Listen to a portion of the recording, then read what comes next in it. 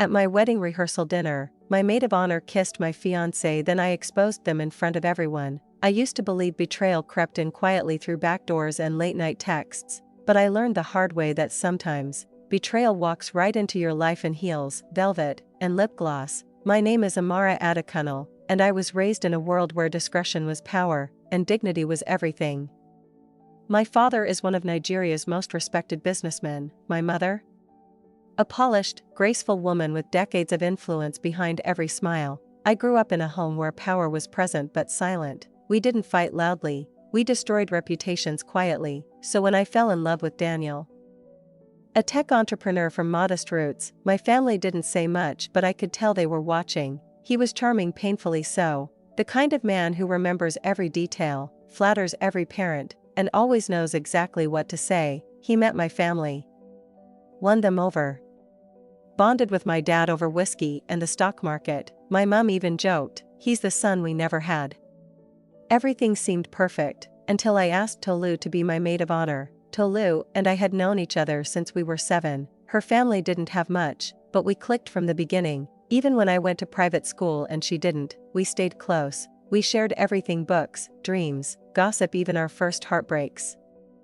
But looking back now, I see how jealousy can hide in plain sight behind forced laughs and fake encouragement. She was the first to celebrate when Daniel proposed, screamed louder than anyone when I showed her the ring, helped plan the bridal shower, selected dresses, ran errands. But there were signs, like how she insisted on planning the seating chart and somehow placed herself next to Daniel at every event. Or how she always posted pictures of my bestie's man on her stories. But always with filters, slow motion, and Rema songs in the background. I noticed. I said nothing, because in my world, silence is strategy. But what finally cracked the illusion was something small. One night, Daniel left his laptop at my place. I wasn't snooping, I was actually logging into Netflix, but his desktop had a folder titled T. Curious. I opened it. Inside, dozens of screenshots, private messages, voice notes, pictures from hotel rooms, dates, selfies with Tolu in pajamas in places I had never been. I froze. And then, I pressed play on a video. Daniel's voice, drunk, sloppy, laughing with someone on a video call. "Bro, Amara's money will change my whole life. She's clueless. Her friend is the real MVP, though she's playing the long game with me."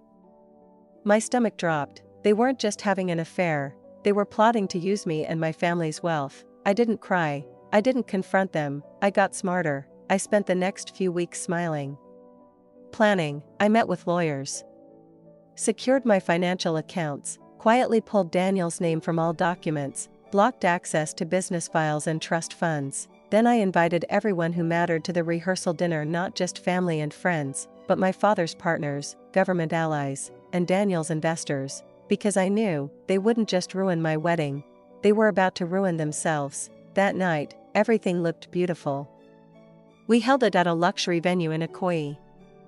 Golden lighting, white orchids, laughter. Daniel wore a charcoal gray suit, Tolu wore deep green, a plunging neckline, silk, attention-seeking. I watched her all evening, sitting close, whispering, laughing too hard. Then it was time for the speeches. Tolu stood, glass of champagne in one hand, the mic in the other. She started like a loyal friend would. "Amara and I have been best friends for years. She deserves everything good." But then she turned to Daniel, and Daniel, she purred, "You've been the most exciting part of her life. And mine." She walked over to him, leaned in, and kissed him, not a friendly cheek kiss, a real kiss, right in front of everyone. There was a ripple of gasps. My mother dropped her spoon. My father's face turned to stone. Tolu stepped back and laughed. "Oops. Old habits die hard, I guess." The silence was deafening, but me? I smiled. I stood, walked calmly to the front of the room, and turned to the tech guy I had hired privately. "Play it," I said. The projector lit up, and a video began. Daniel, in bed, shirtless, bragging, "Once I get into Amara's family business structure, I'll flip it in 6 months. We'll both be rich." Tolu's voice replied, "She's too trusting. Her father thinks you're the next Dangote. He has no clue." Then a second video, bank screenshots, dummy accounts, Transfers in Tolu's name, a fake engagement ring purchase tied to one of my family's shell companies. Then came the clincher, a voice note from Tolu, laughing, saying, "If she finds out, I'll just say it was emotional confusion. She's soft. She'll forgive anything." I paused the screen, then turned to my guests. My father taught me never to react with emotion. He said, "Let the truth speak loud enough so you don't have to." And then I said calmly, "Daniel will no longer be involved in any of our family's business plans. Tolu will no longer be welcome in this house, and this was never a rehearsal dinner. This was an exit interview." Security escorted both of them out. The press got the footage before the night ended. Daniel was arrested 4 days later. His fake investment scheme unraveled. Tolu? Blacklisted from her firm. Cut off by her family. And exposed on social media. Me? I took my solo honeymoon to Seychelles, sailed the ocean. Slept in peace, started a blog Rose's Razor Blades where I help women like me protect their money, heart, and mind. And now I know, sometimes the most powerful revenge is silence, evidence, and a front row seat to their downfall.